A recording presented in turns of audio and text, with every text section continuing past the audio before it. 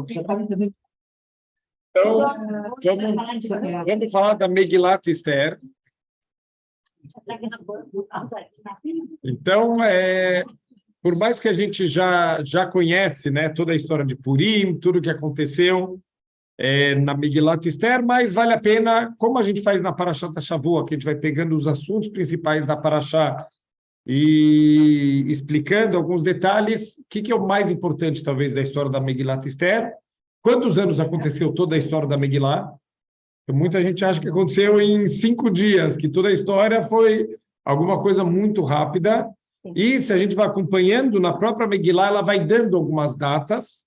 Então, começa a história no 3º ano do rei Ahasverosh, e a coisa vai andando, são 11 anos de história de Purim. Desde o momento que começou a história até o momento que a Megillah foi escrita, se passaram 11 anos. Então, às vezes, a gente espera a salvação de Hashem assim, em 5 minutos, e não é assim que acontece. A salvação de Hashem, às vezes, demora. E o mais importante, que a gente vai prestar atenção nos primeiros capítulos, tem uma regra espiritual que Hashem, ele makdim refuah lamakah. Antes de vir a doença, Hashem, ele já manda a cura. Muito antes de surgir o problema, a gente vai ver na história da Megillah que Hashem estava preparando toda a salvação de Am Israel. Então, vamos ver um pouquinho aqui alguns detalhes e qual que é a importância da gente estudar Megilat Esther. Óbvio que primeiro a gente está lembrando toda a salvação, tudo que aconteceu na história do povo e que, por si só, a gente já tem que comemorar quando tem um risco de extermínio do povo judeu. E Hashem, ele reverte toda a história e vira uma salvação. Isso, por si só, já é motivo para a gente comemorar. Mas o mais importante da Megilat Esther, o nome Megilat Esther, o que significa? O rolo de Esther.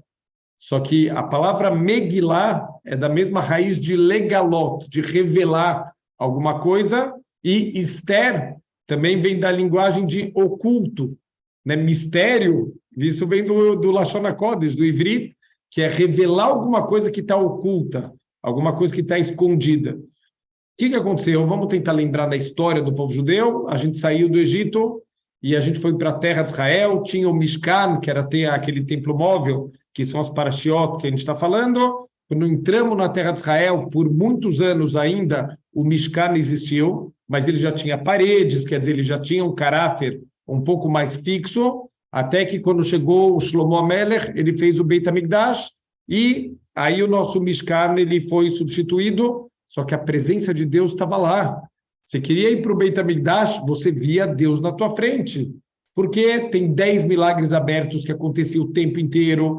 Então, qualquer um que entrava no Beit HaMikdash não saía a mesma pessoa. O que aconteceu? Começaram a avisar o povo judeu, depois de 400 e poucos anos, olha, vocês estão transgredindo, o templo vai ser destruído. Eles não quiseram escutar. Eles inclusive, mataram um dos profetas, porque acharam que ele era um profeta mentiroso. Como assim? Você vem falar para a gente que Deus vai destruir o Beit HaMikdash? Deus nunca vai destruir o Beit HaMikdash, até que veio a destruição do Beit HaMikdash, o povo judeu, foi a primeira vez, desde que eles entraram na terra de Israel, eles foram para o exílio.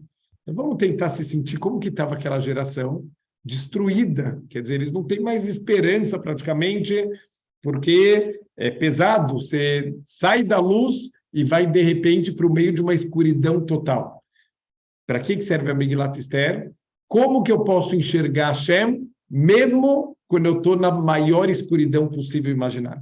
Que é os nossos dias, né? Os dias de escuridão, de dificuldades, que a gente está aqui no nosso exílio. O exílio tem o exílio geral do povo judeu, e a gente também tem o nosso exílio particular. Cada um também tem o seu exílio particular. E na Megillah não tem o nome de Hashem. Então, esse é um dos grandes segredos, que não aparece o nome de Hashem em nenhuma vez. O único livro de todo o Tanar que o nome de Hashem não aparece. Por quê? Porque o nome de Hashem está aqui nesse livro, mas ele está oculto. E a mesma coisa que a gente tem que fazer no mundo. Procurar Hashem, ele está aqui, ele está oculto, ele não está aberto como na época do Beit HaMikdash, mas ele está lá, ele está aqui no meio de tudo que está acontecendo, e é isso que a gente vai ver, olhando com detalhe toda a história. Então, a gente vai ver capítulo por capítulo os melhores momentos, vamos assim dizer. Mas isso não é da aula. Para Não mostrar. quero me interromper naquilo que eu sei que você está gravando, por favor.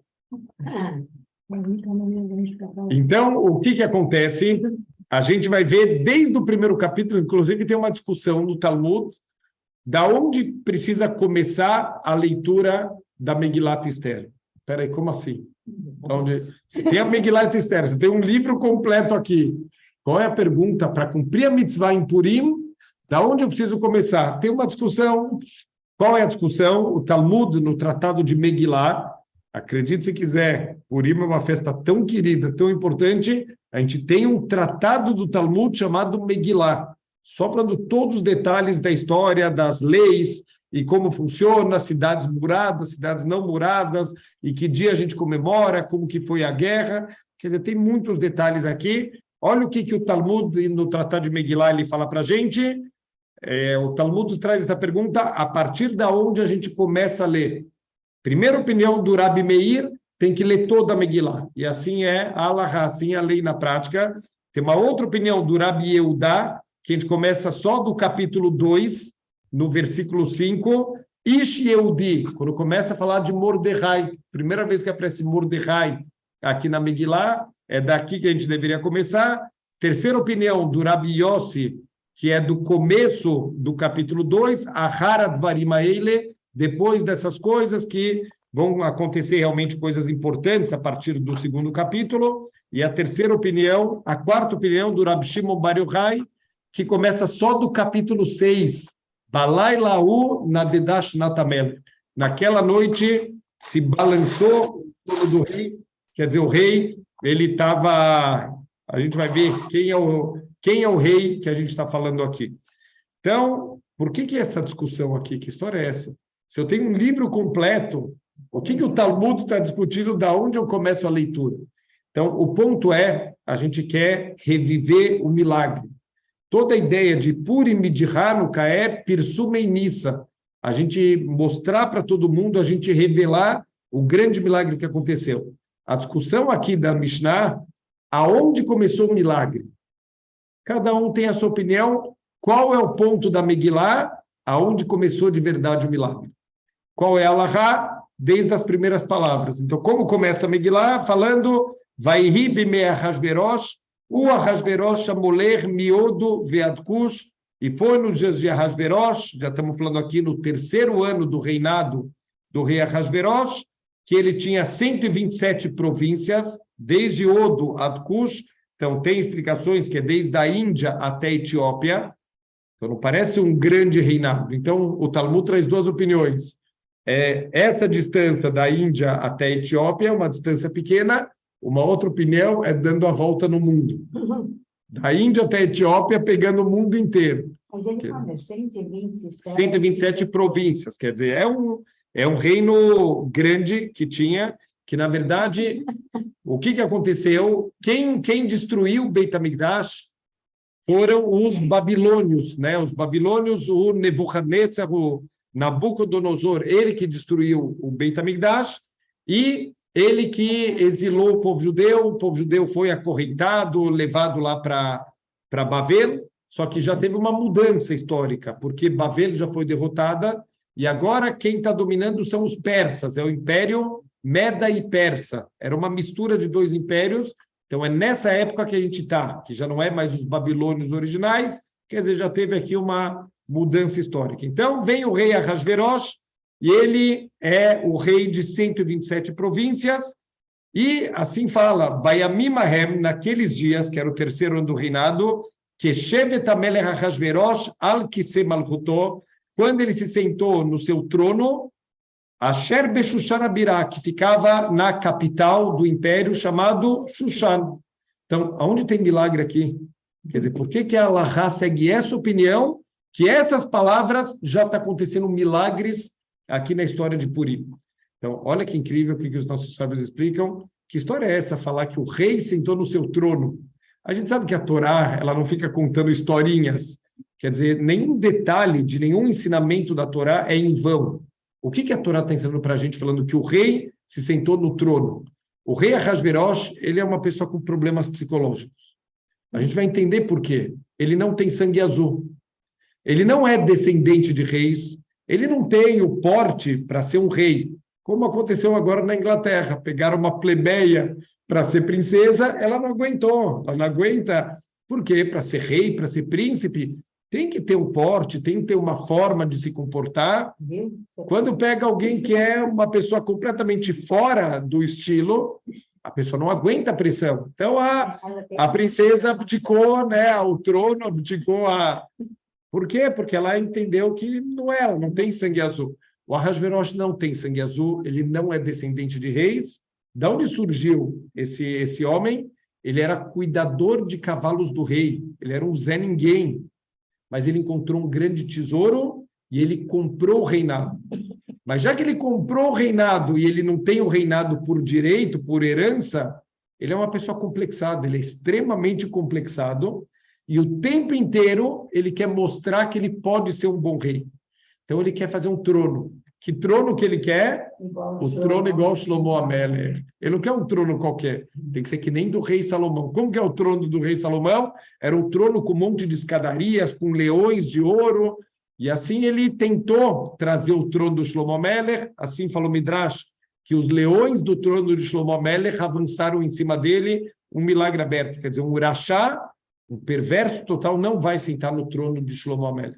Então, o que ele fez? Falou, olha, já que não dá para usar o trono original, vamos fazer uma pirataria, vamos fazer uma cópia. Então, ele foi pegar os melhores... já tem na China. Na época, ele foi contratar os melhores carpinteiros do reinado, que moravam aonde? Numa cidadezinha pequenininha chamada Shushan. Quer dizer, a capital do império na época era Bavel. Bavel era uma cidade gigantesca. Shushan é uma cidadezinha no fim do mundo à direita. Quer dizer, era nada, não era um lugar importante. O que tinha lá? Alguns carpinteiros. Então, o que ele fez? Contratou os carpinteiros, mas na sua genialidade, ao invés de trazer os carpinteiros, ele mandou construir o trono lá em Shushan. Quando ficou pronto o trono, ele tentou trazer aquele trono gigantesco e não tinha maneira nenhuma de transportar um trono tão grande. O que ele fez? De novo, Kavod, da busca pela honra, ele mudou a capital do império dele para essa cidadezinha chamada Shushan. Que nem se a gente mudasse a capital do Brasil para Pindamonhangaba, para uma cidadezinha que não tem expressividade nenhuma, quer dizer, que não é parte do centro político, do centro histórico do povo. Isso era Shushan. Por que tudo isso? Por que Hashem está fazendo tudo isso? Isso já é parte do milagre que vai aparecer no segundo capítulo. Quem morava em Shushan? Mordecai e Esther. Então, ele já está fazendo o milagre já está acontecendo sem a gente perceber. E não só sem a gente perceber, a salvação está sendo preparada antes de começar o problema. Ainda não tem problema nenhum, é verdade, o povo judeu está no exílio, o povo judeu está passando por dificuldades grandes, mas ainda não tem nenhuma ameaça contra o povo judeu, não tem nenhuma dificuldade tão grande. Hashem ele já está preparando a salvação. Então, vamos ver agora nos próximos capítulos como isso vai sendo construído. Primeiro, a Megilat Esther começa a falar de uma grande festa que esse rei, um tolo, o que ele faz? Uma festa de 180 dias. 6 meses de festa, com comida, com bebida, não se repetiam os utensílios.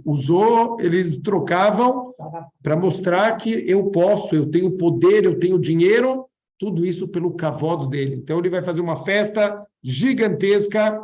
Depois disso, ele vai fazer uma festa só para as pessoas lá de Shushan, a cidade onde está o centro do reinado. E os Yehudim de Shushan perguntaram para o Mordecai, podemos ir nessa festa? Olha, politicamente é bonito, a gente tem um bom contato aí com o rei. E o Mordecai falou, é proibido, de jeito nenhum, vocês não podem ir nessa festa. Qual o problema? A gente podia pensar, óbvio, não vai ter comida kasher. Vamos comer o que na festa? Vamos comer comida não kasher? Esse não era o problema. Megilá fala para a gente que era badatz, era melhor asgarrar que tinha, ninguém foi obrigado a comer nada que não queria, cada coisa foi feita de acordo com a vontade de cada cidadão lá do reinado. Então, tinha asgarrar, a comida era kasher, não tinha problema nenhum. Então, qual que era o problema? O Mordecai viu alguns problemas. Primeiro que tem um decreto para evitar a assimilação da proibição de tomar vinho. vinho que não foi feito, que não foi supervisionado pelos Yehudim, isso é proibido. Na festa vai ter vinho, vai ter bebida, vocês não podem ir. Segundo problema, o ambiente. Não é ambiente para os Yehudim. Qual que vai ser as conversas que estão tendo na festa? Hoje em dia fala sobre futebol e sobre mulher. Na época não tinha futebol, então era só sobre mulher. Qual é a prova que eles só conversavam sobre mulheres? Que o Ahasverosh, no meio da festa, pede para trazer a Vashti. Por que ele pede para trazer a esposa dele, a rainha? Para mostrar que ela é a mais bonita. Quer dizer, esse era o tipo de conversa na festa. Mordecai falou, não é lugar para a gente, não é ambiente para a gente estar junto com esses tipos de conversa, esses tipos de pessoa. E o mais grave de todos, o que o Ahasverosh está comemorando? No terceiro ano do reinado, ele tinha feito um cálculo que desde a primeira expulsão do povo judeu aconteceram duas expulsões. Teve uma primeira expulsão, mas uma parte do povo ainda ficou, e depois, se eu não me engano, de 18 anos, teve uma segunda expulsão, e aí acabaram todos os Yehudim de Eretz Israel. Existiu uma profecia que depois de 70 anos, o Beit HaMikdash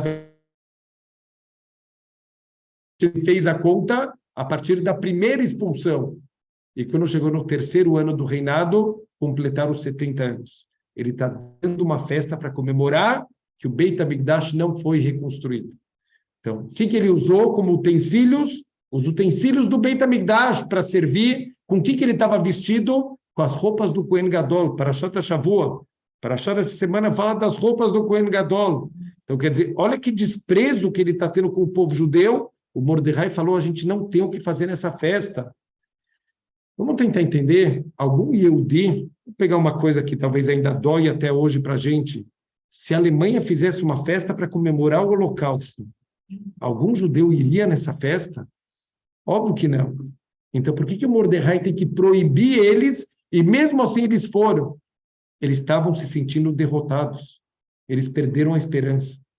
Então, isso é um grande problema.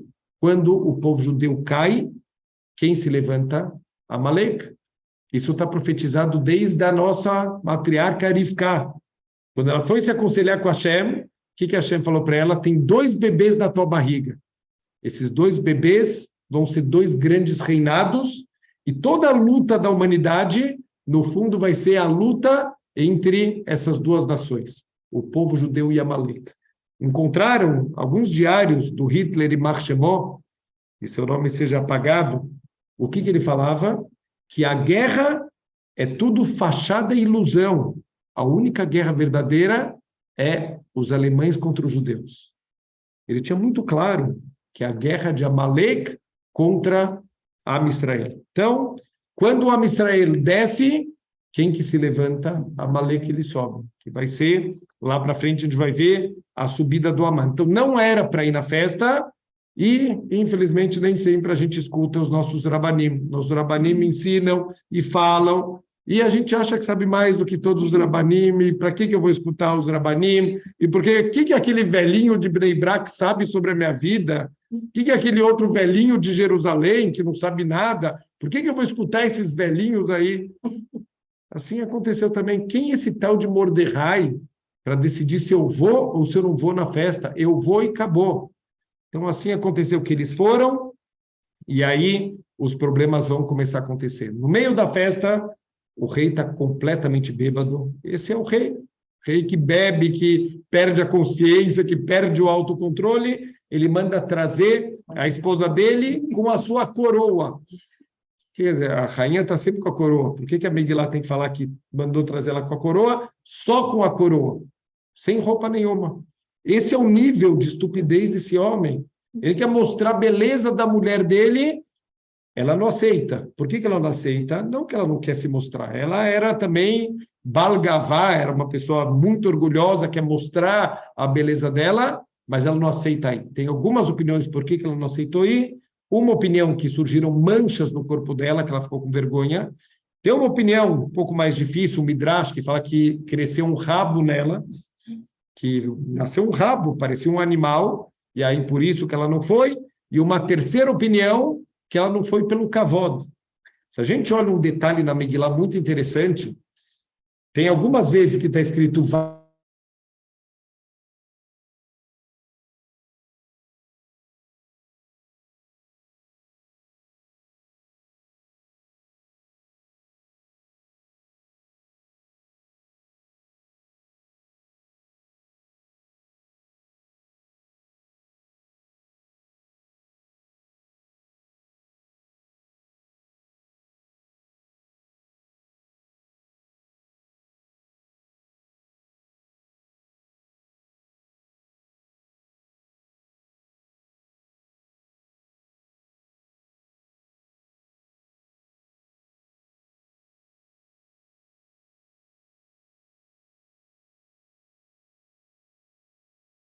A Vashti, ela é a bisneta do Nebuchadnezzar.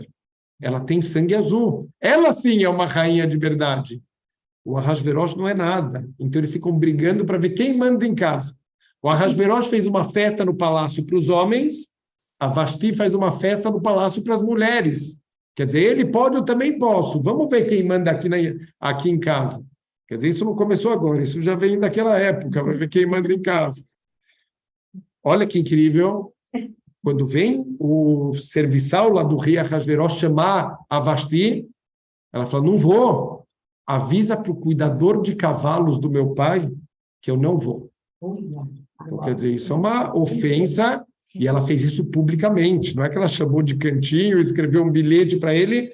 Publicamente, ela se recusou com esse tipo de argumento. Olha, fala para o cuidador de cavalos do meu pai, ele é um Zé Ninguém, eu sou a rainha. Quer dizer, eu vou se eu quiser, não se ele me chama. Então, já começou uma briga de kavod, e o rei agora não sabe o que ele faz. Então, ele foi perguntar, assim a linguagem da Megillah, os primeiros sábios que estavam lá na linha, os primeiros eram judeus. O que eles falaram? Nada. O que os judeus pensaram? Eles estavam certos. Se a gente mandar matar a rainha, quando ele sair dessa bebedeira dele, ele vai matar todo mundo. Como vocês mataram a rainha? Se a gente mandar não fazer nada, quando ele sair da bebedeira, ele vai matar a gente porque a gente não fez nada. O que a gente fizer, ele vai matar a gente. O que os sábios judeus fizeram? Saíram, foram embora. Então, ele foi perguntar para os outros conselheiros, e entre eles tem um conselheiro chamado Memuhan. Os nossos sábios falam que o Memuhan era o Aman. Quem ele era? O sétimo em sabedoria, e ele é o primeiro a responder. Mostra como ele é também, Balgavá, ele quer mostrar que ele sabe. Espera a tua vez, você é o sétimo em sabedoria, espera a tua vez. Não, ele salta para mostrar que ele sabe, que ele quer falar, ele quer ser o primeiro a falar. Então, o que ele fala? Ele fala, olha, rei, deixa eu te explicar uma coisa, aqui não é só o teu kavod, não é só a tua honra, é a honra de todos os homens do reino, porque agora todas as mulheres vão achar que podem fazer o que quiser com os maridos. Por que o Aman está preocupado? Porque a esposa do Aman era uma praga. A Zeresh era terrível, era uma praga que humilhava o Aman, tratava ele muito mal, não respeitava ele. Ele falou, deixa eu aproveitar para ganhar um monte de coisas de uma vez só. Vamos tirar essa rainha. Por que a gente vai tirar essa rainha? Porque eu tenho uma filha que é muito bonita, quem sabe ela pode virar rainha, aí o meu poder está completo. Quer dizer, eu já sou conselheiro do rei, com a minha filha ainda sendo a rainha, aí eu vou ter o poder total. Então, essa era a primeira ideia dele. E segunda ideia, quem sabe, se tiver uma lei, minha esposa vai me respeitar. Então, nesse nível, ele precisava de uma lei do rei, que as esposas, elas respeitem os seus maridos. Ele está fazendo isso em causa própria. Só que o que acontece? Ele vai decretar aqui que a Vashti tem que morrer. Ele quer trocar a Vashti. Só que tem um problema, o rei não pode tomar decisões sozinhas. Óbvio que tem reinados que o rei ele faz o que ele quiser, que são tiranias, mas aqui, até aquele momento, não era um rei tirano. O rei Ahasverosh tem os seus conselheiros, tem o Tribunal de Justiça, você não pode tomar uma decisão sem passar pelo Tribunal de Justiça. Se a Vashti passasse por um Tribunal de Justiça, óbvio, a ofensa dela foi grave, mas não é pena de morte. Ela nunca receberia a pena de morte. Então o Aman falou, vamos fazer uma coisa, rei, vamos mudar o sistema de justiça, a partir de agora, rei, você tem domínio total, você decide e o que você decidir vai ser feito. Essa informação vai cair na cabeça dele no final. Isso vai ser usado contra ele no final da história. Quer dizer, Deus está plantando todos os detalhes, toda a salvação está sendo plantado agora, impressionante. Se a gente começa a olhar os detalhes da Megilat Esther, toda a salvação já estava agora sendo plantada. Então, a Vashti, ela vai morrer e vem os conselheiros do rei para dar um conselho para ele. Quem são os conselheiros que estão agora? A Megillah fala, no segundo capítulo, fala que, na verdade, eram servos dele. Peraí, cadê os conselheiros? Então, os conselheiros pararam para pensar. Depois que mataram a Vashti, o rei meio que estava saindo da embriaguez dele e ele começou a gritar o nome da Vashti. O que eles pensaram? Xiii, vai sobrar para a gente. Quando ele acordar dessa bebedeira e perguntar cadê a Vashti, a gente falar que a gente mandou matar ela, ele vai matar todo mundo aqui. O que eles fizeram? Desapareceram, sumiram. saiu todo mundo. Quem ficou lá? Os servos dele, as pessoas simples. Então, eles falaram, rei, não fica triste quando ele soube o que aconteceu com a Vashti. Ele gostava, no fundo, ele gostava dela. Então, ele ficou muito mal. O que os serventes falaram? Procura uma mulher bonita para você se casar. Assim se procura uma rainha? Uma mulher bonita, não tem que ter o status dela, não tem que ver o Yahas, qual a família, uma família de reis, vai nos reinados vizinhos, procura uma princesa. Não, procura uma mulher bonita, cabeça de gente pequena. Quem era? Os serviçais dele. Os serviçais falaram, a única coisa importante para procurar uma rainha é a beleza dela. Para que isso, de novo? Para Esther poder virar rainha. Então, cada detalhe de tudo que está acontecendo é impressionante. O Rav Chaim Shmulevitz, é muito importante a gente lembrar, o Rav Chaim Shmulevitz, ele fala o seguinte, por que a história da Megillah levou 11 anos? Acho que podia ter dado uma compactada na história. Desde o começo até o final da história, foram 11 anos. Por que tudo isso? Olha que incrível. Ele fala, se cada um olhar para a sua própria vida, conectando as coisas que vão acontecendo, cada um poderia escrever a sua Megilat Esther. Com todos os milagres, com toda a mão de Hashem, com tudo o que aconteceu, você pode escrever uma Megilat Esther sobre a sua vida. Então, por isso que levou tantos anos, porque as coisas vão acontecendo e só se eu parar para refletir e conectar aos eventos, eu vou entender aonde estava a mão de Hashem. Olhando de uma forma superficial, foi uma historinha. Tem muita gente que vê a Megilat Esther, historinha do rei Ahasverosh, a rainha Esther, e não sei o que, as crianças se vestem de rainha Esther, de Mordecai, mas a gente tem que sair dessa cabeça infantil, entender que essa história é um dos ensinamentos mais importantes para todo momento que a gente está na galuta, que a gente está no exílio, que a gente está na escuridão espiritual, para a gente poder encontrar a mão de Hashem. Então, a Esther, que está escrito na Megillah que ela era sobrinha do Mordecai, que ela era órfã de pai e mãe, na verdade, nossos sábios falam que ela era esposa de Mordecai. Por que não está escrito isso na Megillah? Porque a Megillah foi escrito em vida do Ahasverosh. Quem escreveu a Megillat Esther? O Mordecai e a Esther, por Ruach HaKodesh, por inspiração divina, eles escreveram a Megillah. Eles não podem escrever que a Esther era a esposa do Mordecai, falou que ela era realmente. E o Mordecai, ele tinha escondido ela para que não pegassem ela. Quando estão procurando as mulheres bonitas, ele não queria que pegassem a Esther, e mesmo assim pegaram ela. O que o Mordecai entendeu? Isso não é acaso. Não existe acaso. Quer dizer, toda a luta do povo judeu contra o povo de Amalek é a luta de a mão de Hashem em tudo contra o acaso. Amalek representa acaso, safek, a dúvida.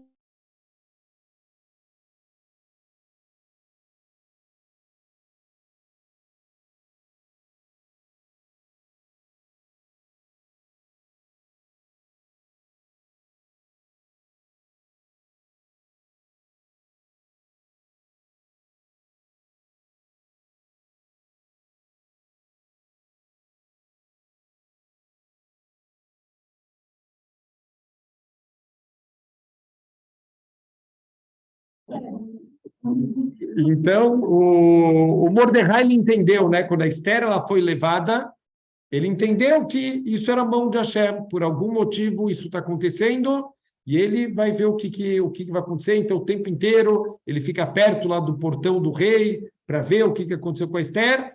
Todas as mulheres elas passavam meses se preparando para o encontro com o rei. E elas podiam pedir o que elas quisessem, shampoo, condicionador, cremes, ficar numa banheira com pétalas de rosa, o que elas quisessem para estar bonita para o rei, joias para o momento que elas vão se apresentar. A Esther não pediu nada.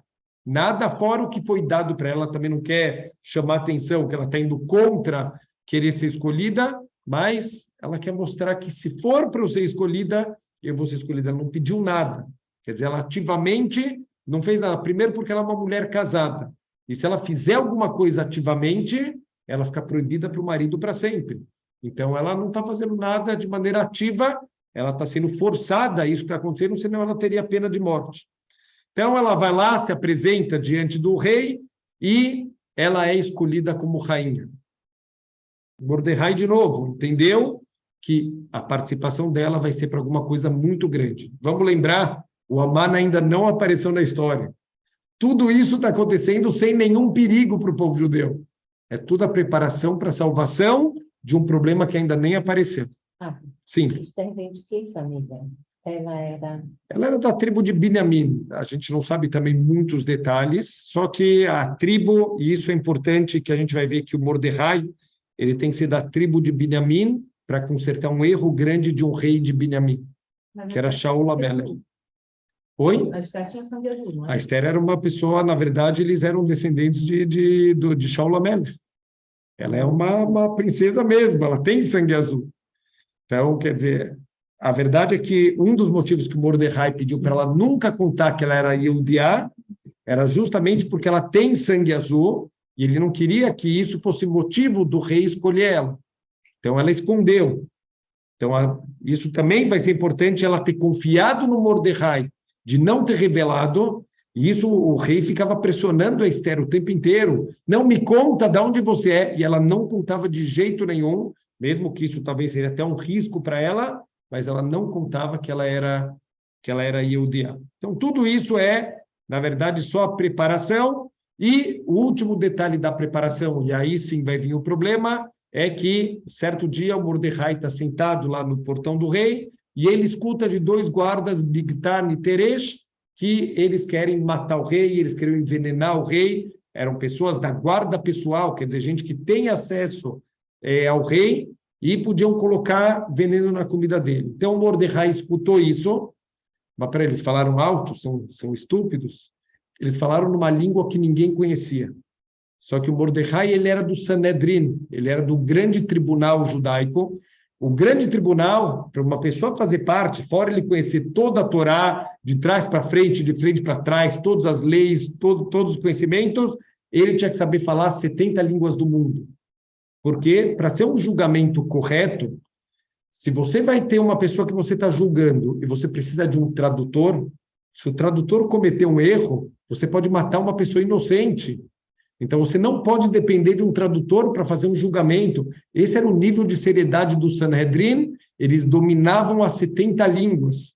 Então, Mordecai escutou, eles estavam falando numa língua estranha, mas que o Mordecai entendeu. O que ele fez? Ele contou para Esther, a Esther levou essa informação para frente, foi investigado, descobriram que era verdade. Então, assim, o Midrash fala que deram a comida para um gato, para um cachorro, o bicho morreu e viram que realmente a comida estava envenenada e o Bigtan e o Teresh, eles foram mortos e aquele ato de salvação foi gravado no diário das crônicas do rei. Então, isso vai ficar gravado de novo. Para quê?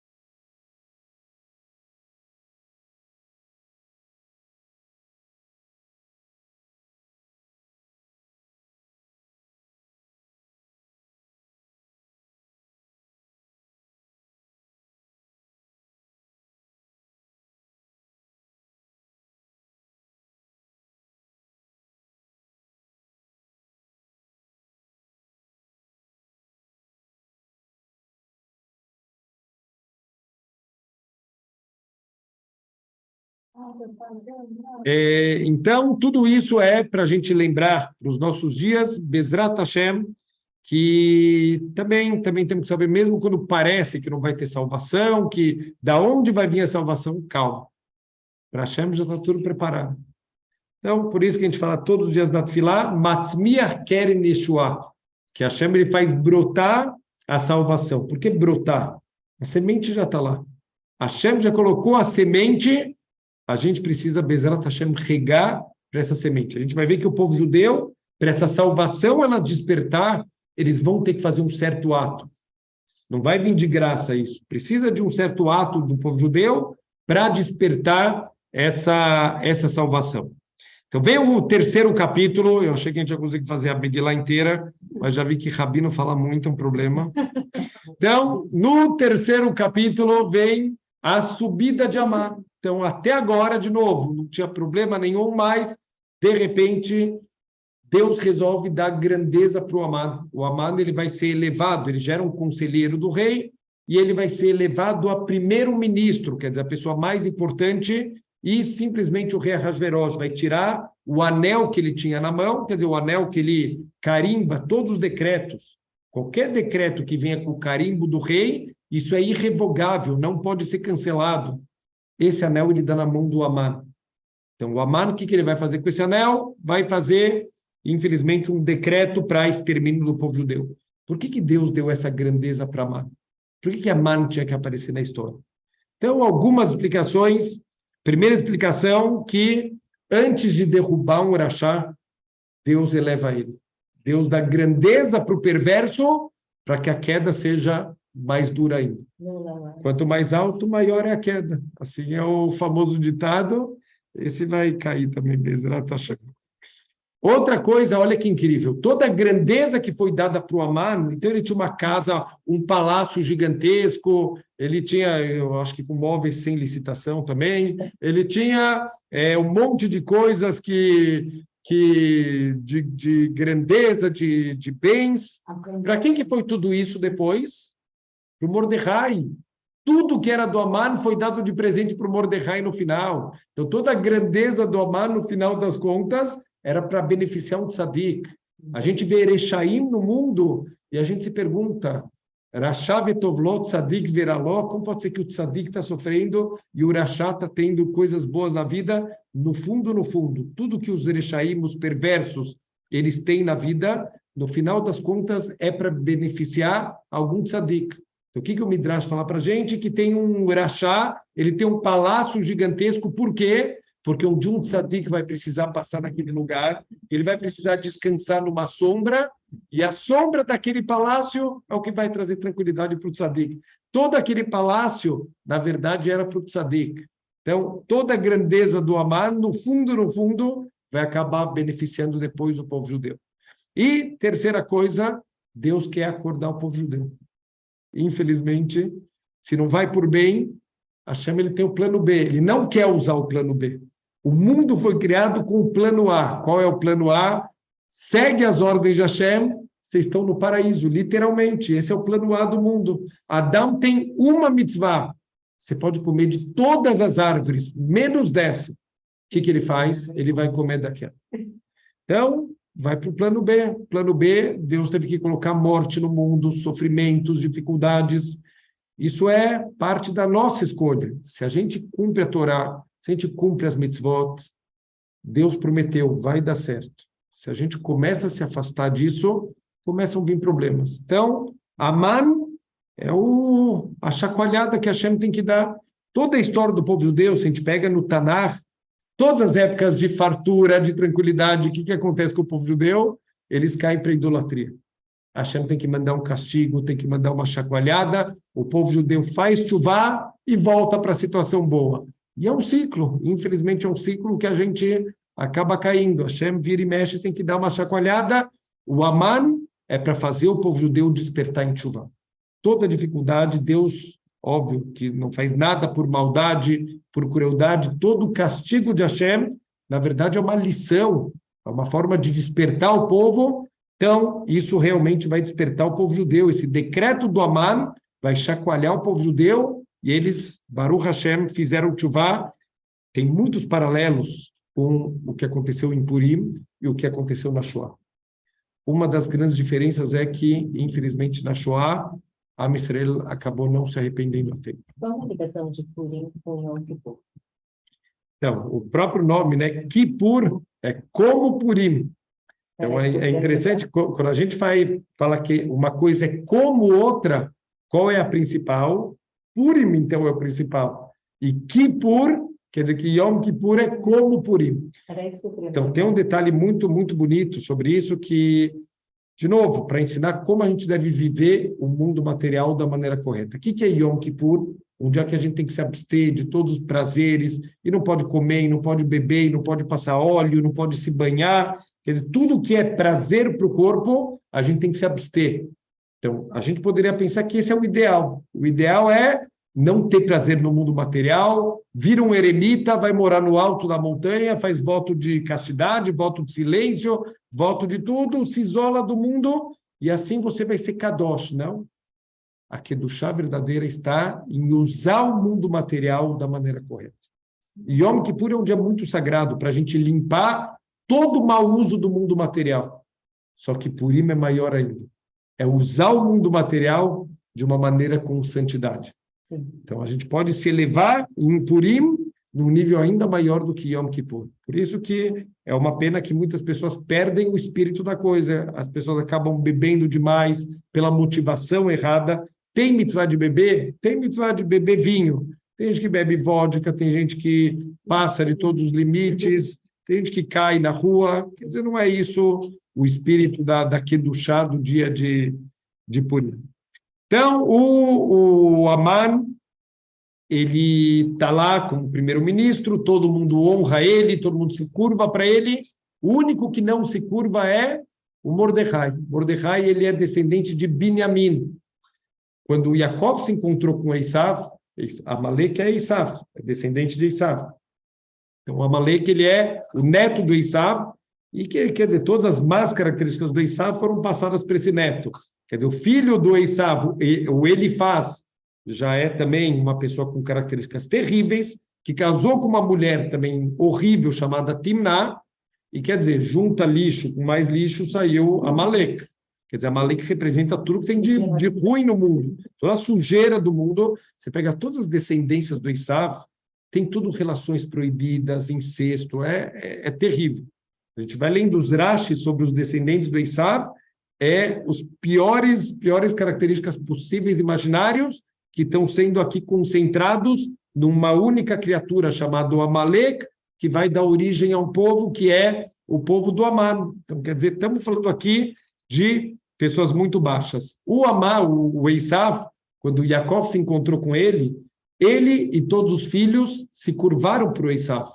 Está escrito que o Yaakov foi cobrado por causa disso, que ele não tinha que ter se curvado para o Esav, por mais que está escrito que ele se curvou, e a intenção dele era se curvar para a presença de Deus e não para o Esav, mas tivemos aqui um problema, que é o único que não se curvou, Binyamin, que estava ainda na barriga de Rachel, foi o único que não se curvou, o Mordecai, que é de Binyamin, é o único que não se curva.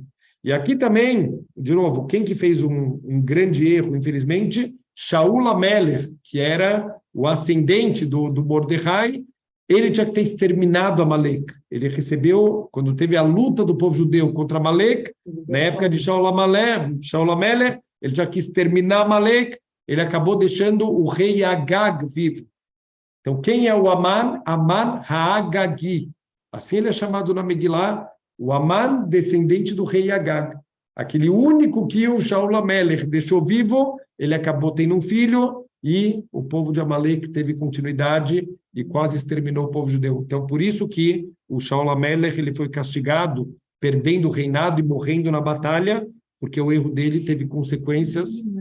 E os animais também ele deixou. Quer dizer, ele teve... Qual que foi a ideia do Shaul HaMelech? Ele falou, não, mas um rei tem a honra do rei, eu não posso matar o rei. E ele deixou os animais vivos também, que ele tinha que ter exterminado. Ele falou, não, fazer korbanot. Animais tão bonitos, eu vou usar para servir a Hashem. O que Shmuel Hanavi, o profeta Shmuel, falou para ele? Deus prefere que você escute o que ele te pediu do que você faça 1000 korbanot. Ele não te pediu korbanot, ele te pediu para você exterminar Amalek e todos os animais. Então, a gente vê quanto, aonde entra o ser humano, a dúvida, será que eu faço, será que eu não faço? Entra Amalek na história. Então, quando Hashem, ele pede uma coisa, a gente faz o que Hashem pede, sem dúvida, sem... Aonde entrou Amalek na história do mundo? Em Adam Arishon. Adam Arishon, ele comeu do fruto proibido e ele se escondeu atrás de uma árvore. Então, Deus fez um barulho, justamente para dar chance dele fazer chuvá, e ele fala, Adam, Ayeka, aonde você está? Quer dizer, óbvio que ele sabe que ele está atrás do arbusto. Aonde você está espiritualmente? Eu te criei num nível tão elevado. O que aconteceu? A mina etz, da árvore que eu pedi para você não comer, você comeu. A Gemara fala as mesmas letras de Aman. aqui entrou Amaleque no mundo.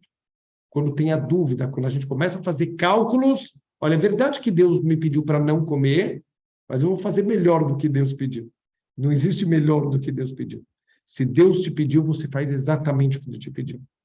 Quando Mordecai fala, não vai na festa. Não, mas é bom politicamente ter bons relacionamentos. Olha o que deu, quase extermínio do povo judeu. Quando a gente começa a querer fazer as coisas da nossa cabeça, usar as regras do mundo material, não dá certo. O mundo não segue, por mais que óbvio, a gente não pode se jogar de um prédio e falar, Deus vai me salvar e eu vou sair voando. A gente tem que respeitar as leis do mundo material, mas a gente tem que saber que Deus controla tudo. Inclusive, a tribo de Binyamin é um grande exemplo disso. Dan, um dos filhos de Jacó, ele tinha um único filho, que era surdo-mudo. E Binyamin, ele tinha 10 filhos. O que a gente esperaria algumas gerações depois? Que a tribo de Binyamin é pelo menos 10 vezes maior que a de Dan. A tribo de Dan era maior que a tribo de Binyamin. A Torá, quando faz a contagem por tribos. Por quê? Para transmitir esse tipo de informação. No mundo que é controlado por Deus, não existe acaso, não existe estatística, existe a mão de Hashem. E a gente não aprende a lição. Quer dizer, essa lição não é uma historinha para criança, é um manual de como viver na escuridão. É uma lanterna para encontrar Hashem, mesmo nas épocas mais escuras, mais difíceis. Saiba que Hashem está lá. Hashem está esperando a nossa atitude para fazer a salvação acontecer. Então, o Aman, ele vê que o único que não se curva é o Mordecai. Olha o que o Kavod faz. O mundo inteiro se curva para ele. Ele tem dinheiro, ele tem família, ele tem poder, ele tem tudo. Tem um judeu que não se curva para ele, ele não consegue se aguentar. Ele vai determinar o extermínio de todo um povo, porque tem uma pessoa que não se curva para ele. Quer dizer, isso, de novo, vai cair na cabeça dele. Tudo que ele tramou para o povo judeu vai se voltar contra ele. Cada detalhe do que ele queria fazer vai acontecer contra ele. Então, ele faz o decreto e o Aman vai usar o selo do rei irrevogável, não tem o que fazer. Então, isso é mandado e os judeus entram em pânico. Então, o próprio Mordecai, ele se veste, ele rasga as roupas dele. O costume de luto antigamente era vestir roupas de saco, que era um tecido muito grosseiro, colocar cinzas na cabeça, e foi falado para Esther, Esther, o Mordecai tem lutado. Sabiam que eles tinham algum contato, que o Mordecai estava o tempo inteiro lá perguntando sobre ela. Falou, sabe aquele homem que toda hora vem perguntar de você? Aconteceu alguma coisa, ele está enlutado. Olha a pergunta que a Esther manda para Mordecai. Mordecai, Mazé ve'al Mazé. O que aconteceu e por que isso aconteceu? Ela não quer saber só o que aconteceu. Ela entendeu que tem alguma tragédia ou que aconteceu ou que está para acontecer. Ela quer saber qual o motivo espiritual disso. Não existe tragédia que não tenha um fundo espiritual para isso. Então, falou, o que está acontecendo? E aí o Mordecai explica para ela tudo o que está acontecendo e fala para ela, você vai ter que agir agora. O que a Esther responde para ele? O rei, o Mordecai, todo mundo sabe as regras aqui do palácio. Qualquer pessoa que entra na frente do rei, essa pessoa, ela pode ter decreto de morte. Ninguém pode ir falar com o rei sem o rei ter dado permissão. Ninguém pode falar com o rei sem ele dar permissão. Então, o Mordecai vira para ela e fala assim, Esther, entende uma coisa. Você não sabe por que você está aí. Talvez é para esse momento que você foi colocado. Se você não quiser salvar... Eu perdi essa parte. Não, que a Esther não queria ir falar com o rei imediatamente. Falou, olha, Mordecai, ele vai me chamar mais dia, menos dia. Ele vai me chamar. Eu não preciso ir agora. Então, Mordecai falou, Esther, talvez é para isso que você está aí. Essa é a tua missão de vida. É para isso que você foi criada. A salvação para o povo judeu vai vir, com ou sem você. Você quer ter um livro no teu nome, vai. Ou você vai ser um Zé Ninguém da história, você vai ser apagado da história. A salvação do povo judeu vai vir. Então, ela entendeu a mensagem. Quer dizer, tem horas que tem que se levantar e fazer o que tem que ser feito. Então, a Esther, ela só fez um pedido, vamos fazer, todo o povo, um jejum. O povo estava reclamando de Mordecai. Falou, Mordecai, é tua culpa. Você que não se ajoelhou, a gente falou para você, se ajoelha, tenha bons relacionamentos políticos. Só que nesse momento, o que o povo entendeu? Que tudo é de Hashem. Se teve esse decreto, vamos fazer tshuva. E eles escutaram o Mordecai e a Esther. A Esther decretou 3 dias de jejum, e o que está escrito? Que o povo judeu acatou e o povo judeu se uniu. Os dois problemas que estavam tendo de não escutar os sábios da geração e a desunião do povo judeu, quando o Aman foi decretar a destruição do povo judeu, o Ahasverosh falou, você está louco? Você não lê livro de história? Você não viu o que aconteceu com o faraó? Você não viu o que aconteceu com todo mundo que tentou atacar o povo judeu?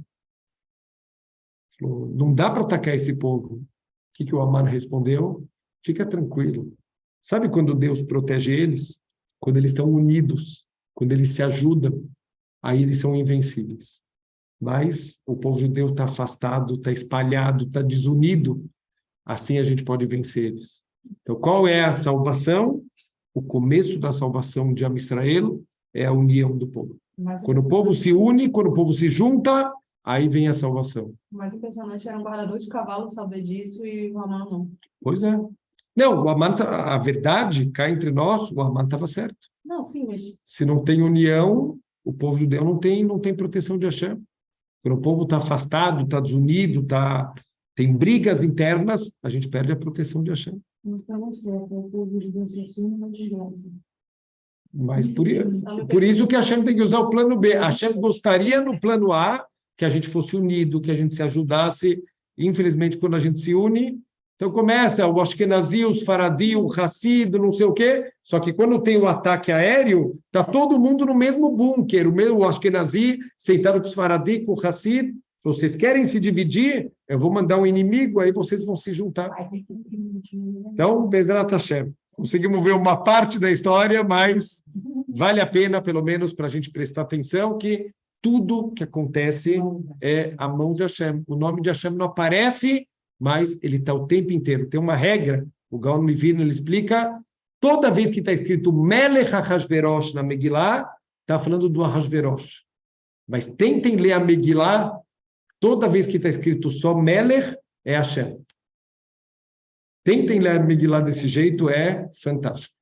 Toda vez que é Melech, está falando sobre Hashem. Rabino, Shavua Tov. Rabino, quando o senhor fala